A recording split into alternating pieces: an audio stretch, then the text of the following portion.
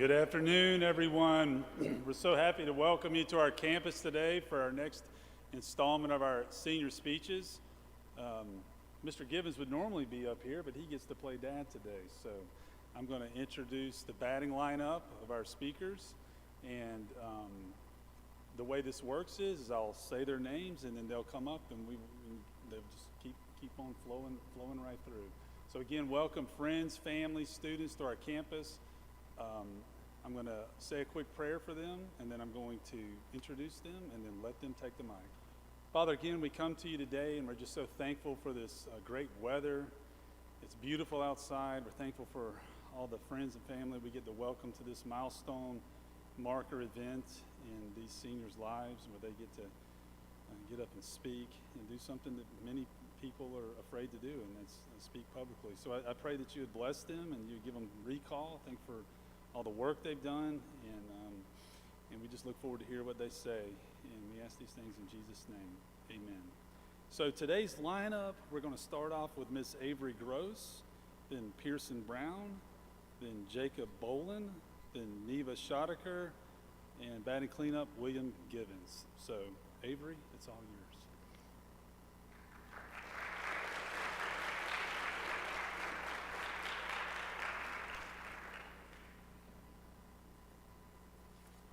Greetings, parents, friends, faculty, and children who will also have to do this speech one day. Welcome to the second day of senior speeches. Today, I'm going to share something very important about myself. You see, I am proud to belong to a select group of humans. There are about 3.3 million of us in the United States alone. Who are these mysterious people, you may ask? Could you be sitting by one unknowingly? Well, I can assure you that you would be well aware if you sat next to such a magnificent person, because of one distinguishable quality: their luxurious red hair. As you all know, redheads are not only blessed with the flaming locks, but often the iconic pale skin. If you're having trouble picturing the shade of skin, just imagine Edward from Twilight when he steps into the sun, and or Rihanna singing, "Shine bright like a diamond." So, in addition to being almost translucent and having to live with the fact that people compare you to Casper the Ghost, redheads have to deal with the most dominating, overbearing force on this entire world: the sun. You see, while redheads are a friend to all, not all are a friend to redheads. The sun bullies and oppresses us and forces us to track down the almost incomprehensible 50+ SPF sunscreen just to enjoy a few glorious rays. Now, you're all aware that human beings are still we have been given and have to learn the hard way. And in many cases, learning the hard way involves some pain. Many times throughout my 18 years, I have heard that I need to put on sunscreen, or have you reapplied in the last 10 minutes? You're looking a little burned. Or my favorite, wait and let the sunscreen dry before you get in the water. Wait and let the sunscreen dry before I get in the water? No way. I'm running full speed, tunnel vision towards the water to beat my siblings to the good float. This uncaring, jump right in the water attitude is very much like childhood. Adults are telling you that you need to start preparing yourself, being responsible, and start getting good habits before reality checks in. But you dismiss them with a wave of your hand. And at first, it's awesome. You get the best float, you're making good grades, you can watch TV instead of studying, and you feel like you're invincible. In the pool, as you lay on your float while your sibling drags you around like your personal motorboat, you feel like you rule the world. Suddenly, you start to feel a slight itchiness on your arms and shoulders, but you ignore it, and you hop off your float back into the water. As you continue to disregard the slight pain on your skin, you hop out of the water to grab a snack, because getting in the pool always gives you the swimming munchies, and you hear the dreaded words: "Oh baby, you got burned." You look down to see your skin has turned a shade of red to match your hair, and you could possibly pass as a large lobster. Now, what better explains the teenage years better than slight itchiness, constant snacking, and awkward physical appearance? You've been hearing what people have been saying to you, but you've been brushing it off because you obviously know what you're doing. You continue on your path until you flip over that Mr. Miller test you thought you did well on, or your final grade in a class goes from an A to a B. Finally, you realize your mistake, but by then it's too late. The sunscreen is only prevention, not a cure, so now you're stuck with the ramifications of your decision. You grab the aloe nearest to you and begin applying it liberally to the affected area, as your skin is making you pay for your mistake. The cooling effect that the aloe company advertised on the front cover is actually true, and it begins to help put out the fire that has erupted all over you. As the days, or in my case, weeks, go by, your skin begins to heal and the dead cells begin to fall off. You brush away the dead skin to reveal a brand new, milky white exterior underneath. While you marvel at the fact that all you can do as a redhead is be pale, burn, and then be pale again, you hopefully learn from this experience. You've gotten burned and had to peel off the old, dead version of you and let go of this damaged skin. You get to start again with brand new skin that you promised to protect this time.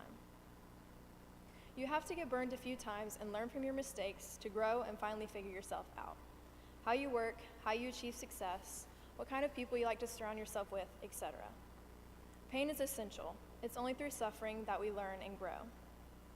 Romans 5:3-5 says, "Not only so, but we also rejoice in our sufferings, because we know that suffering produces perseverance, perseverance, character, and character, hope. And hope does not disappoint us, because God has poured out his love into our hearts by the Holy Spirit, whom he has given us." Now to thank some of the people who tried and often failed to keep me from getting burned. To Miss Chrysler. Where are ya? Thank you so much for being the best travel buddy on that bus to DC and to Europe. You always came in clutch when we needed you, and some of my favorite memories were of us girls admiring many gorgeous sights in Italy. Wink, wink. To Miss Givens, if you're in here. Thank you for pushing me to join the play in 9th grade. I never knew how much I would love singing, dancing, and acting at the same time until you brought me into the Eastwood Play family. To Mr. Schmidt, I don't see you, but okay. Thank you for letting me and some of the other seniors use your coffee machine, Lucy. She has saved me many a time. Also, thank you for participating in / kind of putting up with us during our random group conversations that ensued while the coffee finished brewing. Shout out to all the real ones out there who have been with me through it all. Y'all know who you are, and I love all of the fun times and great memories we've made together. Neva. I never thought soulmates could be found in friendships, but I was wrong. You're basically my other half to the point where anywhere one of us goes, people expect the other. You have this uncanny ability to make me laugh all the time, and you are the only person, and it will remain that way, who has made me snort 4 times in a row. I love you and would feel much sadder about the end of our high school years if we weren't both going to Auburn together. Olivia and Andrew. Y'all are insane, almost committable at times, but life without y'all wouldn't be the same. Liv, you've been my built-in best friend for literally almost all of my childhood. I love you and your sassy attitude and wouldn't have wanted to grow an imagination with anyone else. Andrew, you're one of the funniest kids alive. You're still pretty young right now, but even when you get older, you're still gonna be my little nugget, even though you hate when I call you that. Mom, what can I say? You're my best friend.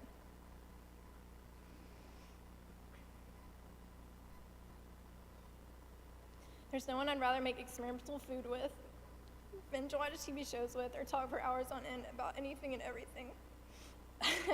I love your hoarding / pack rat tendencies because it's provided me with an at-home clothing store. You care so much about our family and have helped set an incredibly high standard of what a godly woman should be.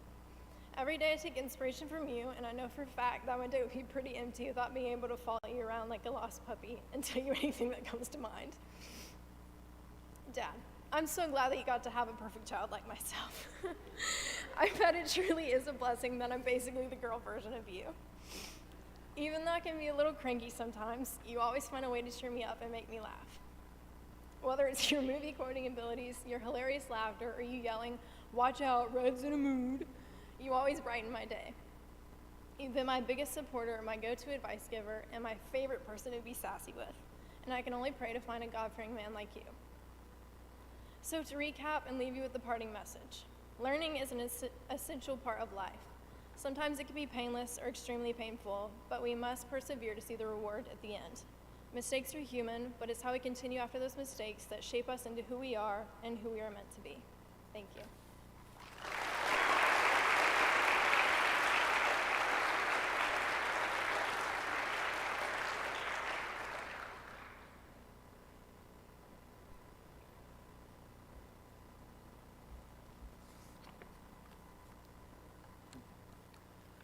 Hello, and thank you all for coming to our senior speeches. Today I want to talk to you about jazz. In my house, one half of my family hates it, and the other half wants to play smooth jazz at every meal. No matter how you feel about it, jazz is a type of music that doesn't require a set rhythm. It allows for the musician to be creative and make unique pieces of music, because it does not have any specific guidelines. Knowing how different it is makes me have more respect for the musicians who play it. They have to be able to know how to follow each other when one of them goes off the beaten path. They have a talent for improvising and forming their own unique rhythms to impress the audience. Jazz requires more from the musician than just playing a note. Having played the saxophone myself, I know that you have to swing the note when you play it. Whether it's a small or large change depends on the musician, but the note will be changed. Similarly, rhythms in jazz are also played differently and unpredictably. It has its own unique rhythm that it follows, and it always guarantees something different to listen to. I love listening to it because I can listen to many jazz songs and almost get to hear something new. It varies on how offbeat it is from normal rhythm. Sometimes it sounds like it has no structure at all, and other times it sounds more orderly. Growing accustomed to change in jazz can help you discover better rhythms and play a better song. Similar to how jazz requires more than playing a note, life requires more in making and following a plan. We have to alter our plans based on how life changes. Sometimes we have to make big changes or small changes based on how much life changes around us. Eastwood has taught me that life is very unpredictable, just like how jazz rhythm varies on how much of a difference it can make from a normal rhythm. Life varies on what we expect it to be. Practicing adapting in life and changing things for the better can lead to better results. When a jazz musician goes off beat, the other musicians have to follow the new rhythm in order for the music to work. Musicians have to learn how to trust each other, so when they play, they'll be prepared if one of them goes off beat. In order for them to perform well and not make a chaos of noise, which is what this type of music can be sometimes, the band has to be flexible and willing to follow whoever is taking the lead. Following the leader allows for the band to join together and make beautiful music. Likewise, when life requires us to work with others, it is just as important for us to have respect for each other so we can work together. The people you work with do not always listen or do what you ask them to do. Whether you like or dislike the people you work with, cooperation is key to getting work done. Similar to jazz players having to cooperate in order to perform well, compromising and following a leader can lead to success. And in jazz terms, you and the group are groovin'.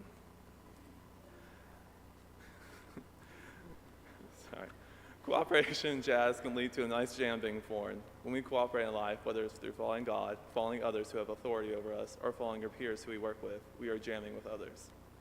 Of course, adapting is not easy at first, and it requires learning. Jazz musicians have to learn how to follow each other by playing together a lot. I've learned from my time at Eastwood to adapt to situations that change my plan. In a way, I'm in a jazz band with life. We can only find peace if we follow life's lead. Any other method leads to a horrible sound of instruments doing their own thing.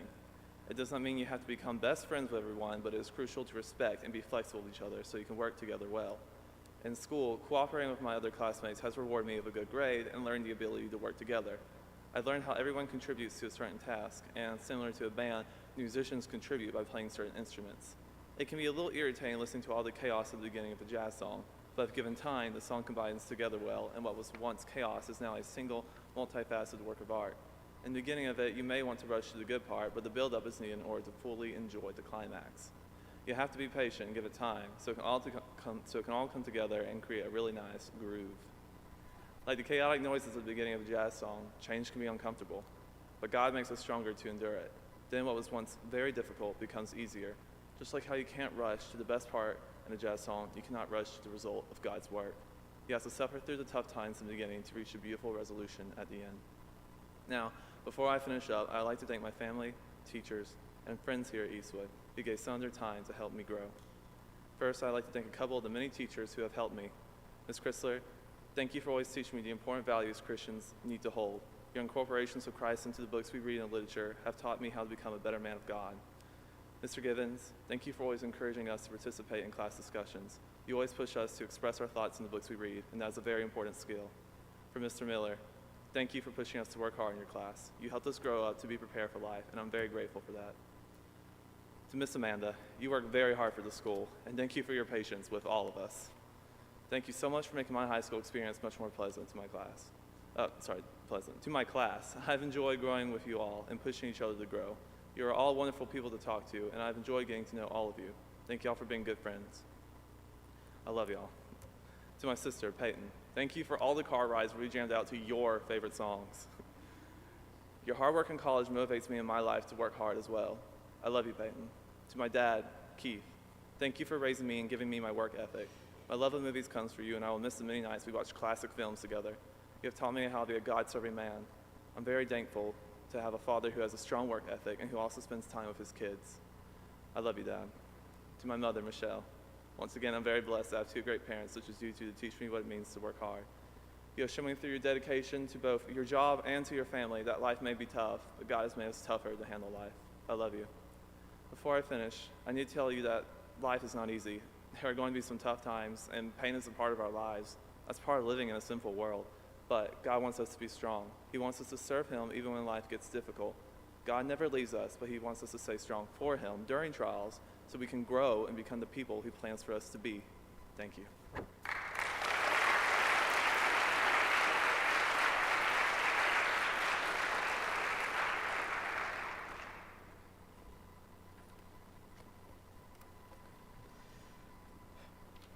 In many ways, growing up is like a role-playing game.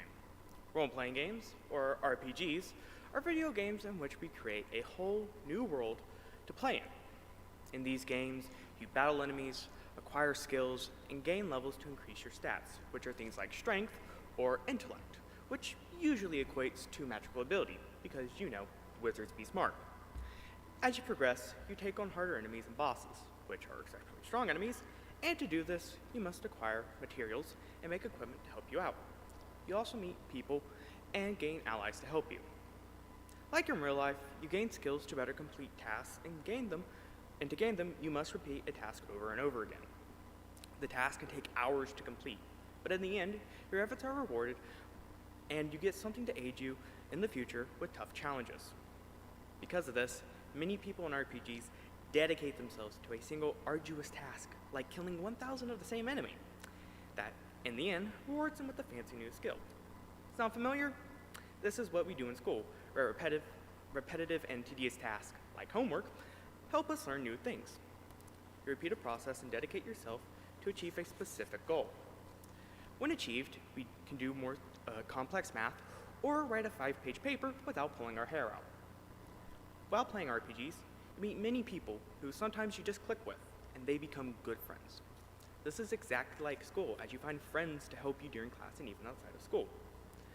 Friends in RPGs are the people who have your back while you haphazardly run headfirst into a group of enemies while low on health. In school, when you're struggling, you have your friends to rely on and to get you through hard times, like when family problems happen or you are suffering through a class. In RPGs, these challenging times and events are very obvious when they rear their ugly head. These challenges take the form of bosses.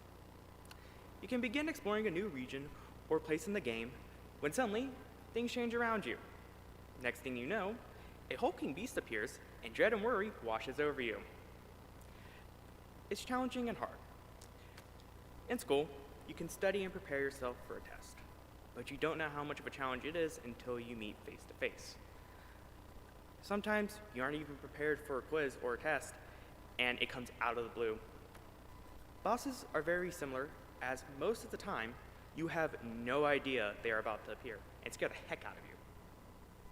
When you face them, you have to learn what to do, or what they do, and how to respond to their attacks. I have fought bosses where it took me hours, or even days, to beat. Bosses like this eat away at you, making you exhausted, angry, or even sad. This is just like thesis and other tough assignments given to us. Doing them can feel like hours and can be intimidating and disheartening. But for these tough assignments, you prepare and ready yourself to face them. When you beat the boss, it causes a moment of elation and joy. It makes you so happy and satisfied that sometimes you will scream at the top of your lungs at midnight while everyone else is sleeping. Even in school, you face many bosses, from sickness to family problems, but you keep fighting. You keep pushing forward against the boss until you win. You might be asking, why am I bringing this up? Well, the tasks are similar. We dread the repetition in schoolwork, but delight in it in the game. When you are told to do your work in school, you complain or whine, or all around just have a bad attitude. I have skipped out on schoolwork before to play video games, and my grades have suffered because of it. I let what I wanted to do get in the way of what would secure my future. Thing is, you can't even call it laziness because sometimes the RPG requires you to put in more effort. The only reason we don't work as hard in school is because we don't like being told what to do. We are rebellious and fight whenever we are told to do something, even if it's better for us to do. So listen to those who know what's good for you. Video games are not evil, and they can teach you important lessons, from introducing you to ideas you've never heard before, how people different from you live, or even how to interact with others socially. But don't let it interfere with what matters. They can give you enjoyable experiences, but they're not real, and they can't keep you alive. So before picking up that controller, think to yourself, is there any work that needs to be done? Now, for thank yous. To start with, I give that privilege to the teachers. Mr. Givens, I am so sorry for the nightmare I have put you through. Where is he? Wait, where is he? But also, thanks for helping me and standing by me through this crazy adventure I call high school. It meant a lot. Mr. Miller, hey, it's Gremlin on your shoulder. People on the trip to Europe know that joke.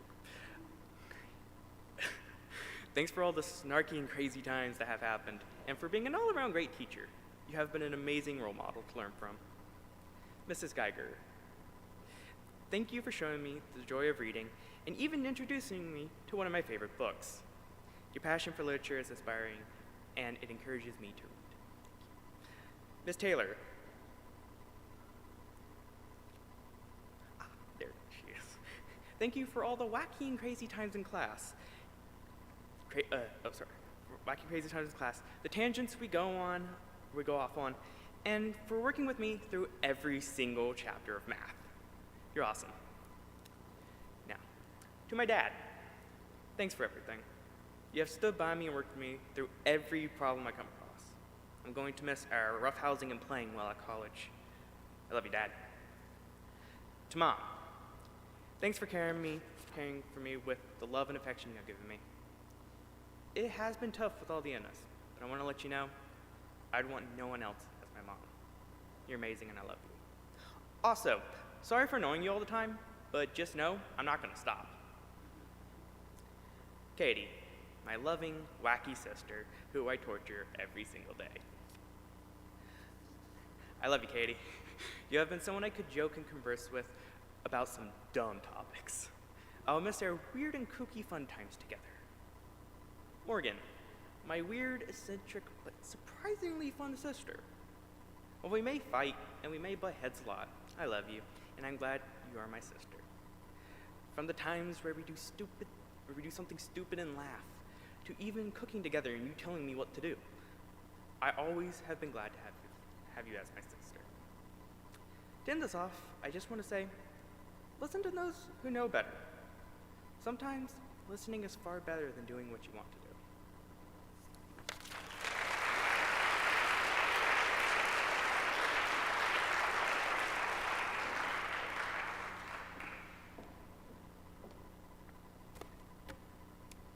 One of my favorite things to do is to go to the beach with my family.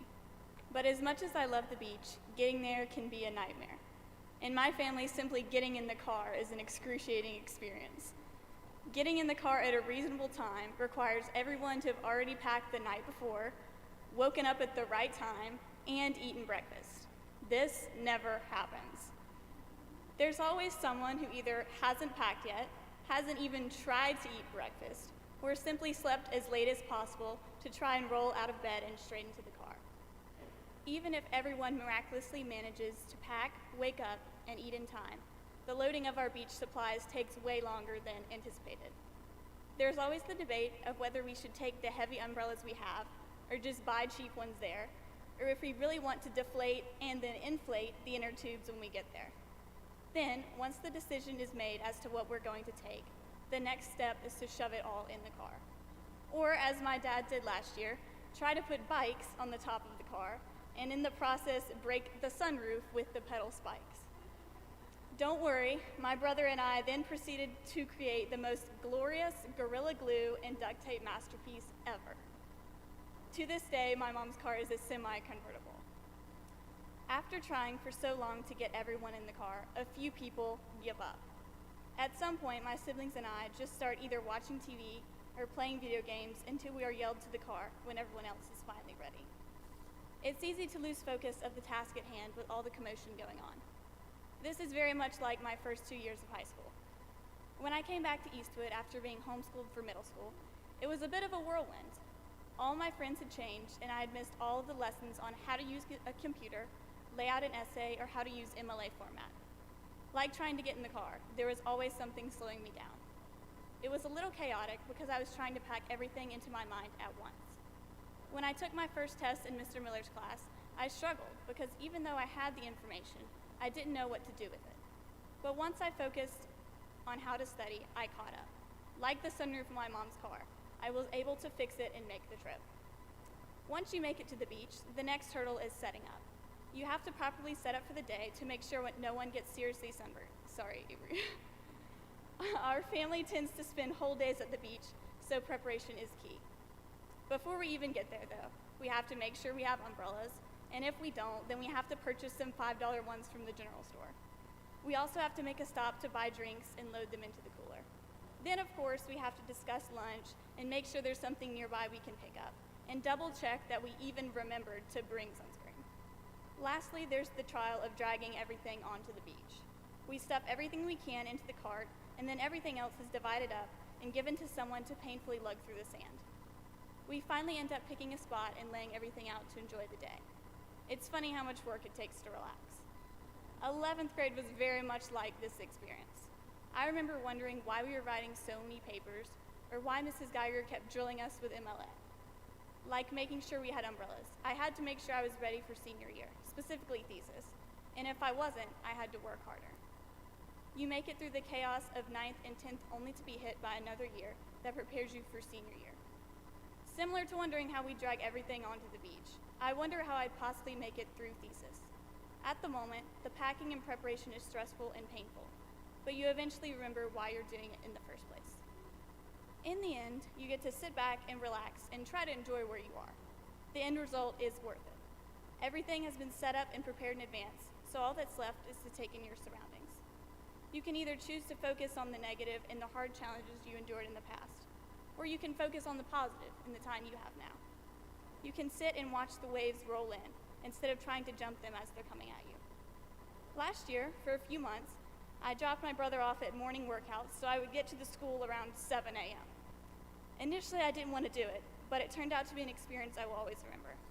I would use the time before the teachers got here to watch the sunrise and do a devotional for the day. I thought and meditated on the beauty of God's creation before the trials of the day began. It gave me a sense of calm and focus to go about my day, and it helped to remember the ultimate reason for all the chaos. Another sense of calm came after I finished my thesis. A weight was lifted off my shoulders so I could relish in the rest of my senior year. To relax at the beach, you first have to suffer through getting to the beach. Now, I would like to say thank you to some special people. To my parents, I love y'all. Thank you for making my education and the experiences that go along with it possible. Thank you for being there every step of the way. To Samuel and Claire Kay, good luck without me around the house. Thanks for being my sidekicks all these years and for being a part of my escapades. I love you both, and I hope you know you can visit me whenever. To Nina, I love you and miss you so much, but I know you're watching me today. I don't have enough time to list all the ways you've impacted my life. Not only did you teach me how to style clothes and find the nicest ladies at the department stores, you helped me grow into a godly young woman I know you'd be proud of. Thank you for showing me what a tough, brave, godly woman looks like. I love you, and I will always be your busy bee. To Grams and Papa, thank you for being amazing grandparents and for always giving us a place to stay when we go to Miami. To Avery, you are my literal twin sister. I have never laughed more than when I'm around you. God knows we need each other to make it through life.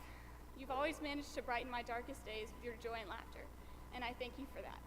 Getting a quadruple snort out of you will always be one of my greatest accomplishments. I can't wait for 4 more years together. College, here we come. To Mr. Wales, thank you for teaching us math last year, no matter how much we complained. I don't remember another time where we made it all the way through the math book. To Miss Chrysler, traveling with you was so much fun. I'll always remember our adventures in DC and the Italian men we stalked in Europe. To Mrs. Givens, the play will always be one of my fondest high school memories. Finally, shout out to the squad, plus Lindley. It's been a ride, and I'm so thankful for y'all. I wish y'all the best. In conclusion, I've learned that life is hectic, but it is also short. You have to be ready to embrace the chaos, because it can lead to easier times in the future. Choose to focus on the positive of the present moment, instead of looking back on the negative. Preparation is also extremely important. So, lower classmen, listen to your teachers, because they know what lies ahead for you, and they're trying to prepare you for the inevitable. The trip to the beach is always worth it in the end.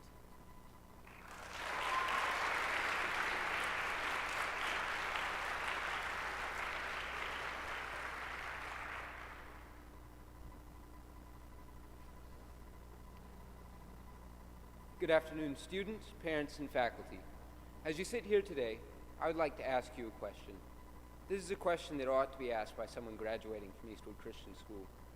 What is the point of learning Latin? If you have spent much time around Eastwood, you've most likely encountered this question or asked it yourself. Joking aside, I believe that this question is worth asking because when you begin to question the purpose of teaching Latin, you are led to question the purpose of education itself. What is the point of education, particularly a classical Christian one?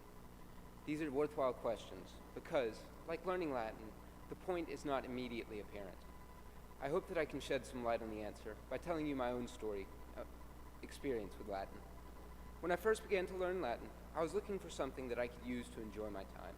I wanted something that I was good at and knew a lot about. I thought that I could do well in Latin, but I was in for a shock. Instead of the stories and myths that I knew, we had to learn vocabulary and grammar. Latin class proved to be unpleasant and hard. There are no two ways about it. Latin would not serve me. I would have to bend to it. This realization startled me. I was no longer in control, and there was nothing to guarantee that I would be any good at Latin, let alone the best. This is where things began to change. Instead of starting from a position of certainty, I had to start from the bottom and be led towards knowledge by others.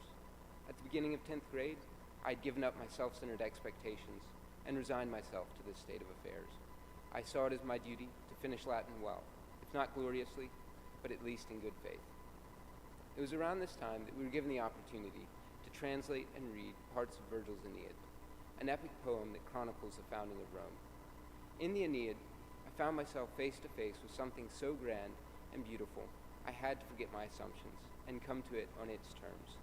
Although I had heard the story before in English, reading the Aeneid in its original language was a different experience. Instead of simply reading the story for enjoyment, I had to work to see it from an alien perspective. Only then could I really appreciate it. Through Latin, I was able to see something truly great, something that simultaneously united and put to shame the petty grammar that we had learned. I had to understand it for what it was, not what I wanted it to be. But how does this show the purpose of education? At Eastwood, we go through a process of understanding that leads to a point. It is in this process that we often mistake where the purpose lies, for the simple fact that we are unsure what the goal is. Just as I began Latin with what seemed to be certainty about my goals, students generally enter school with a false understanding of themselves. Just as I thought Latin's purpose was to conform to my desires, we often feel that education is useful only as far as it pertains to our interests. We limit what we want to learn to what we are already good at. This is a problem because all subjects must be united to be understood in their totality. The value of each individual subject is lost if it is taken alone. When we exclude a subject out of comfort, we subject education itself to our selfish desires.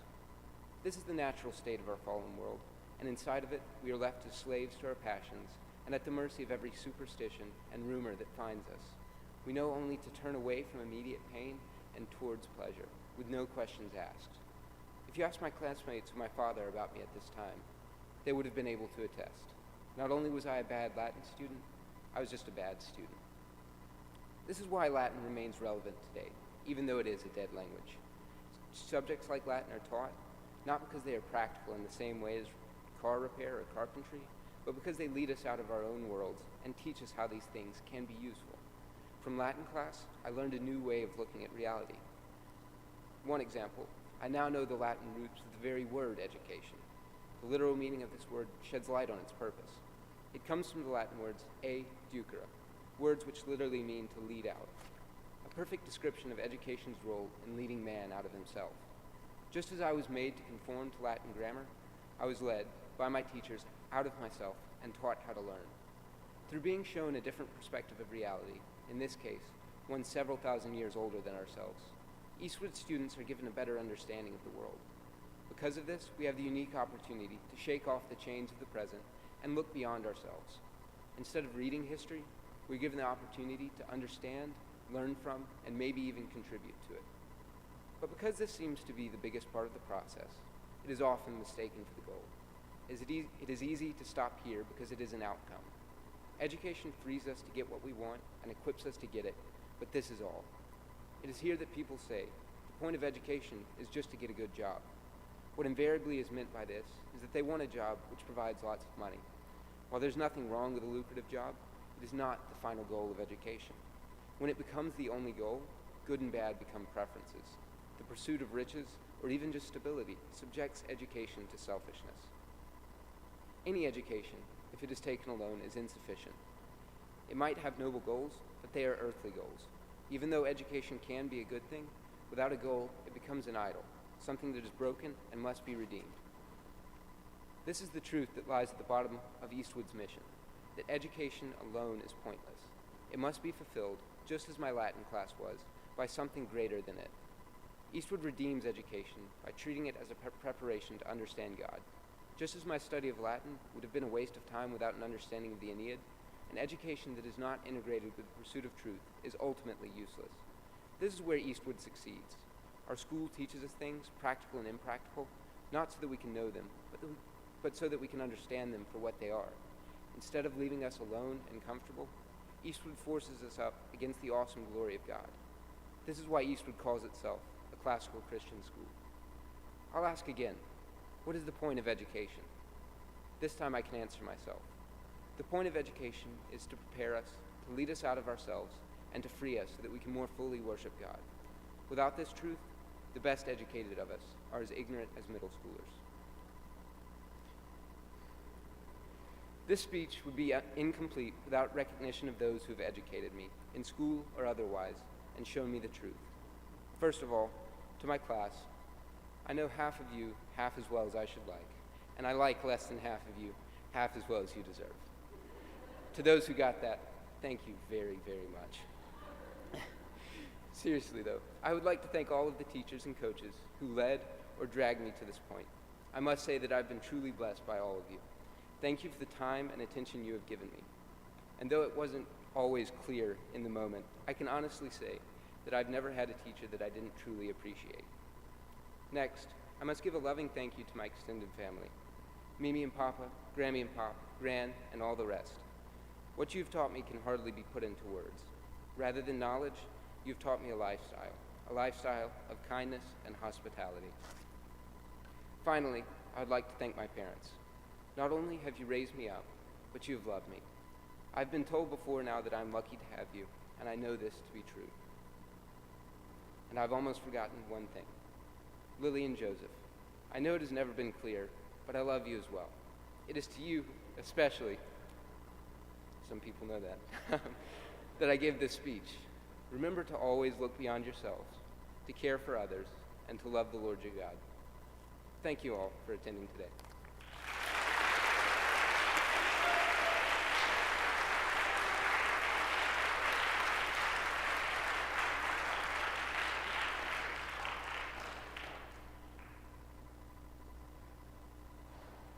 Mr. Givens, I hope I can convince one of my kids to give a speech on the importance of studying history. I'm going to have a conversation with John Henry Mary Jewell. Ode to history. No, thank you, seniors. You know, on behalf of the faculty, I just feel, thank you for your kind words. Your words have power, and you just don't know how much it means to them, your words of gratitude. In the years I've sat out here listening to this, you know, it's this time of the year where we're weary and tired, especially the teachers, and your kind words, your parents and teachers mean so much, so thank you. So let's pray. Father, we do again close out this set of speeches. These five have done a wonderful job. They've honored their school and their teachers and their parents and grandparents. And like I said at the junior event the other night, there's just something ancient about that, about pausing to say something good, true, and beautiful and profound, say it well, and then also pass on gratitude and thanks that's timeless. And so we've done that here today, and we leave in peace, knowing that we're in good hands. We have, those of us who are older have these fine young people coming behind us to carry the torch, and it makes us feel good in a world that may be slightly off. And so, Lord, just thank you for your grace, your mercy, and let us go in peace now. And we ask these things in Jesus' name.